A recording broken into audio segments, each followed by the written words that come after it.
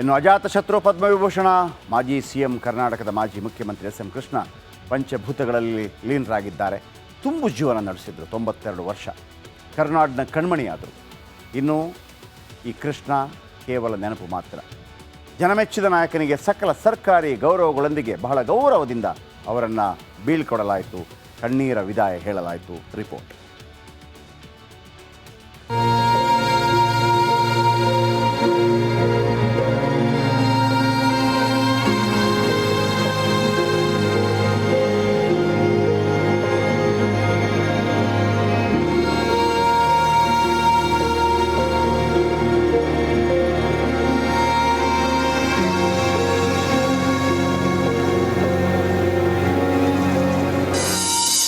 ಕೃಷ್ಣ ಪರ್ವ ಅಂತ್ಯ, ಕಣ್ಣೀರ ವಿದಾಯ.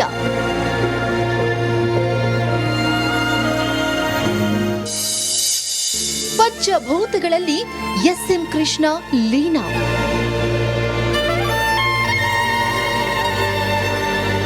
ಆಧುನಿಕ ಬೆಂಗಳೂರಿನ ನಿರ್ಮಾತೃ, ದೇಶ ಕಂಡ ಅತ್ಯಂತ ವರ್ಣರಂಜಿತ ರಾಜಕಾರಣಿ, ಅಜಾತ ಶತ್ರು, ಕರ್ನಾಟಕದ ಅಗ್ರಗಣ್ಯ ನಾಯಕ ಎಸ್ ಎಂ ಕೃಷ್ಣ ಈಗ ನೆನಪು ಮಾತ್ರ. ನಮ್ಮನ್ನೆಲ್ಲ ಅಗಲಿ ಪಂಚಭೂತಗಳಲ್ಲಿ ಕೃಷ್ಣ ಲೀನರಾಗಿದ್ದಾರೆ.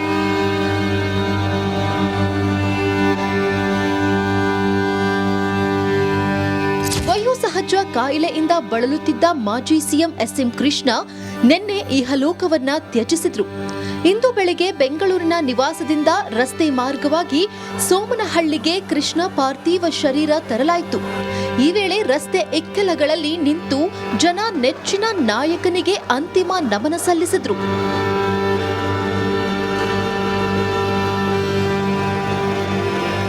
ಕೃಷ್ಣ ಹುಟ್ಟೂರು ಸೋಮನಹಳ್ಳಿಯಲ್ಲಿ ಎಸ್ ಎಂ ಕೃಷ್ಣ ಅವರ ಪಾರ್ಥಿವ ಶರೀರಕ್ಕೆ ಬಳಿಕ ಗಣ್ಯರು ಅಂತಿಮ ದರ್ಶನ ಪಡೆದರು. ಈ ವೇಳೆ ತಮ್ಮ ರಾಜಕೀಯ ಗುರುವನ್ನ ನೆನೆದು ಡಿಸಿಎಂ ಡಿಕೆ ಶಿವಕುಮಾರ್ ಗಳಗಳನೆ ಕಣ್ಣೀರು ಹಾಕಿದ್ರು.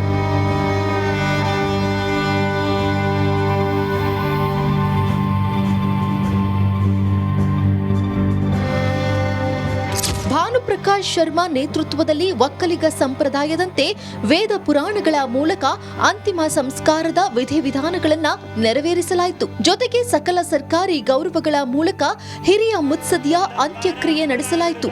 ವಿಶೇಷ ಅಂದ್ರೆ ಎಸ್ ಎಂ ಕೃಷ್ಣ ಸಿಎಂ ಆಗಿದ್ದ ಅವಧಿಯಲ್ಲಿ ರೈತರಿಗೆ ಗಂಧದ ಮರಗಳನ್ನ ಬೆಳೆಯಲು ಅನುಮತಿ ನೀಡಿದ್ರು. ಇದರ ನೆನಪಾರ್ಥ ಬರೋಬ್ಬರಿ 1 ಟನ್ ಗಂಧದ ಕಟ್ಟಿಗೆ ಬಳಸಿ ಎಸ್ ಎಂ ಕೃಷ್ಣ ಅವರ ಅಂತ್ಯಕ್ರಿಯೆ ನೆರವೇರಿಸಲಾಯಿತು.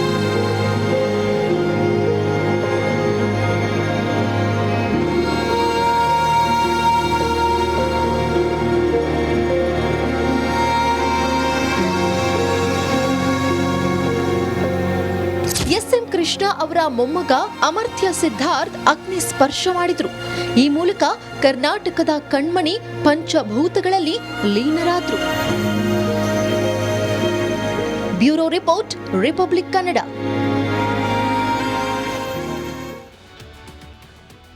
ಇನ್ನು ಅಜಾತಶತ್ರು ಪದ್ಮವಿಭೂಷಣ ಮಾಜಿ ಸಿಎಂ ಕರ್ನಾಟಕದ ಮಾಜಿ ಮುಖ್ಯಮಂತ್ರಿ ಎಸ್ ಎಂ ಕೃಷ್ಣ ಪಂಚಭೂತಗಳಲ್ಲಿ ಲೀನರಾಗಿದ್ದಾರೆ. ತುಂಬು ಜೀವನ ನಡೆಸಿದ್ರು. 92 ವರ್ಷ ಕರ್ನಾಟಕದ ಕಣ್ಮಣಿಯಾದರು. ಇನ್ನು ಈ ಕೃಷ್ಣ ಕೇವಲ ನೆನಪು ಮಾತ್ರ. ಜನಮೆಚ್ಚಿದ ನಾಯಕನಿಗೆ ಸಕಲ ಸರ್ಕಾರಿ ಗೌರವಗಳೊಂದಿಗೆ ಬಹಳ ಗೌರವದಿಂದ ಅವರನ್ನು ಬೀಳ್ಕೊಡಲಾಯಿತು. ಕಣ್ಣೀರ ವಿದಾಯ ಹೇಳಲಾಯಿತು. ರಿಪೋರ್ಟ್.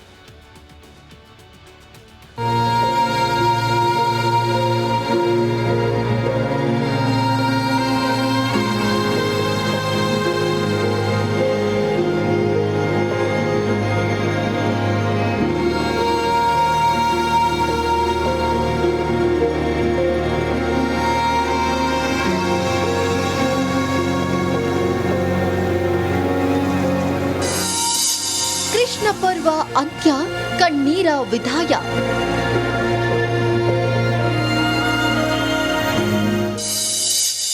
ಪಂಚಭೂತಗಳಲ್ಲಿ S M Krishna ಲೀನ.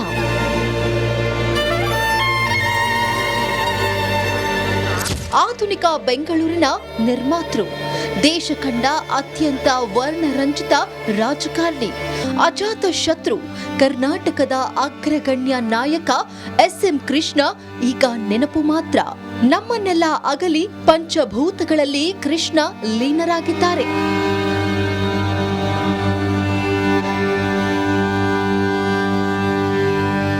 ವಯೋಸಹಜ ಕಾಯಿಲೆಯಿಂದ ಬಳಲುತ್ತಿದ್ದ ಮಾಜಿ ಸಿಎಂ ಎಸ್ಎಂ ಕೃಷ್ಣ ನಿನ್ನೆ ಇಹಲೋಕವನ್ನ ತ್ಯಜಿಸಿದ್ರು.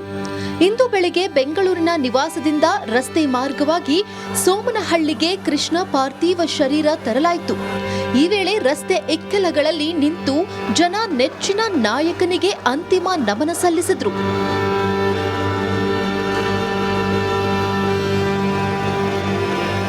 ಕೃಷ್ಣ ಹುಟ್ಟೂರು ಸೋಮನಹಳ್ಳಿಯಲ್ಲಿ ಎಸ್ಎಂ ಕೃಷ್ಣ ಅವರ ಪಾರ್ಥಿವ ಶರೀರಕ್ಕೆ ಬಳಿಕ ಗಣ್ಯರು ಅಂತಿಮ ದರ್ಶನ ಪಡೆದರು.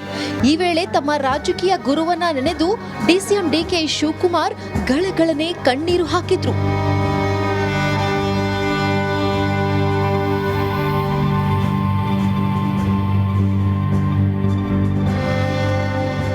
ಭಾನುಪ್ರಕಾಶ್ ಶರ್ಮಾ ನೇತೃತ್ವದಲ್ಲಿ ಒಕ್ಕಲಿಗ ಸಂಪ್ರದಾಯದಂತೆ ವೇದ ಪುರಾಣಗಳ ಮೂಲಕ ಅಂತಿಮ ಸಂಸ್ಕಾರದ ವಿಧಿವಿಧಾನಗಳನ್ನ ನೆರವೇರಿಸಲಾಯಿತು. ಜೊತೆಗೆ ಸಕಲ ಸರ್ಕಾರಿ ಗೌರವಗಳ ಮೂಲಕ ಹಿರಿಯ ಮುತ್ಸದಿಯ ಅಂತ್ಯಕ್ರಿಯೆ ನಡೆಸಲಾಯಿತು. ವಿಶೇಷ ಅಂದ್ರೆ ಎಸ್ಎಂ ಕೃಷ್ಣ ಸಿಎಂ ಆಗಿದ್ದ ಅವಧಿಯಲ್ಲಿ ರೈತರಿಗೆ ಗಂಧದ ಮರಗಳನ್ನ ಬೆಳೆಯಲು ಅನುಮತಿ ನೀಡಿದ್ರು. ಇದರ ನೆನಪಾರ್ಥ ಬರೋಬ್ಬರಿ 1 ಟನ್ ಗಂಧದ ಕಟ್ಟಿಗೆ ಬಳಸಿ ಎಸ್ಎಂ ಕೃಷ್ಣ ಅವರ ಅಂತ್ಯಕ್ರಿಯೆ ನೆರವೇರಿಸಲಾಯಿತು.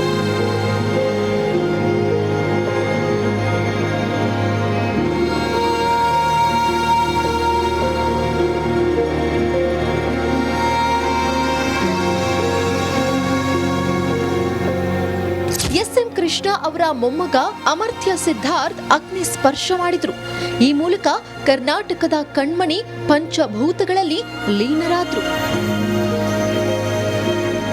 Bureau report, Republic Kannada.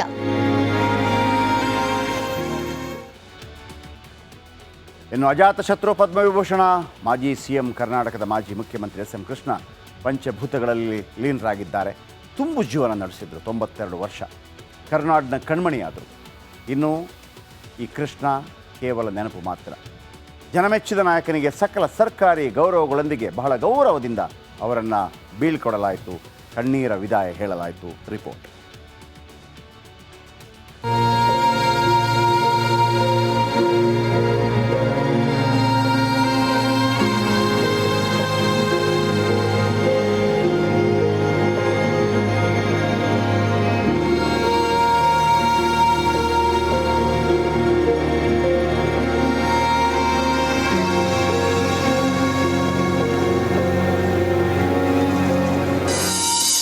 Krishna ಪರ್ವ ಅಂತ್ಯ, ಕಣ್ಣೀರ ವಿದಾಯ.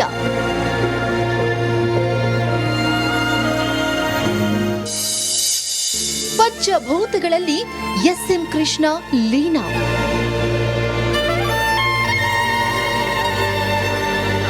ಆಧುನಿಕ ಬೆಂಗಳೂರಿನ ನಿರ್ಮಾತೃ, ದೇಶ ಕಂಡ ಅತ್ಯಂತ ವರ್ಣರಂಜಿತ ರಾಜಕಾರಣಿ, ಅಜಾತ ಶತ್ರು, ಕರ್ನಾಟಕದ ಅಗ್ರಗಣ್ಯ ನಾಯಕ ಎಸ್ಎಂ ಕೃಷ್ಣ ಈಗ ನೆನಪು ಮಾತ್ರ. ನಮ್ಮನ್ನೆಲ್ಲ ಅಗಲಿ ಪಂಚಭೂತಗಳಲ್ಲಿ ಕೃಷ್ಣ ಲೀನರಾಗಿದ್ದಾರೆ.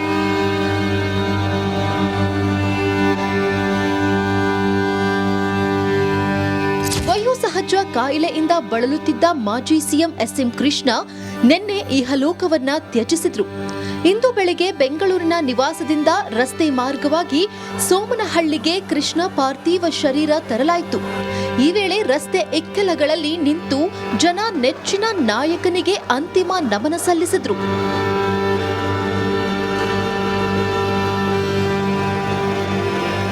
ಕೃಷ್ಣ ಹುಟ್ಟೂರು ಸೋಮನಹಳ್ಳಿಯಲ್ಲಿ ಎಸ್ಎಂ ಕೃಷ್ಣ ಅವರ ಪಾರ್ಥಿವ ಶರೀರಕ್ಕೆ ಬಳಿಕ ಗಣ್ಯರು ಅಂತಿಮ ದರ್ಶನ ಪಡೆದರು. ಈ ವೇಳೆ ತಮ್ಮ ರಾಜಕೀಯ ಗುರುವನ್ನ ನೆನೆದು ಡಿಸಿಎಂ ಡಿಕೆ ಶಿವಕುಮಾರ್ ಗಳಗಳನೆ ಕಣ್ಣೀರು ಹಾಕಿದ್ರು.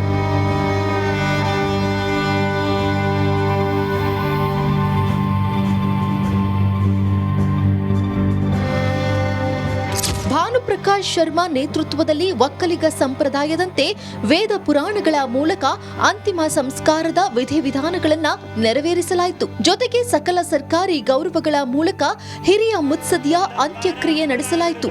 ವಿಶೇಷ ಅಂದ್ರೆ ಎಸ್ಎಂ ಕೃಷ್ಣ ಸಿಎಂ ಆಗಿದ್ದ ಅವಧಿಯಲ್ಲಿ ರೈತರಿಗೆ ಗಂಧದ ಮರಗಳನ್ನ ಬೆಳೆಯಲು ಅನುಮತಿ ನೀಡಿದ್ರು. ಇದರ ನೆನಪಾರ್ಥ ಬರೋಬ್ಬರಿ 1 ಟನ್ ಗಂಧದ ಕಟ್ಟಿಗೆ ಬಳಸಿ ಎಸ್ಎಂ ಕೃಷ್ಣ ಅವರ ಅಂತ್ಯಕ್ರಿಯೆ ನೆರವೇರಿಸಲಾಯಿತು.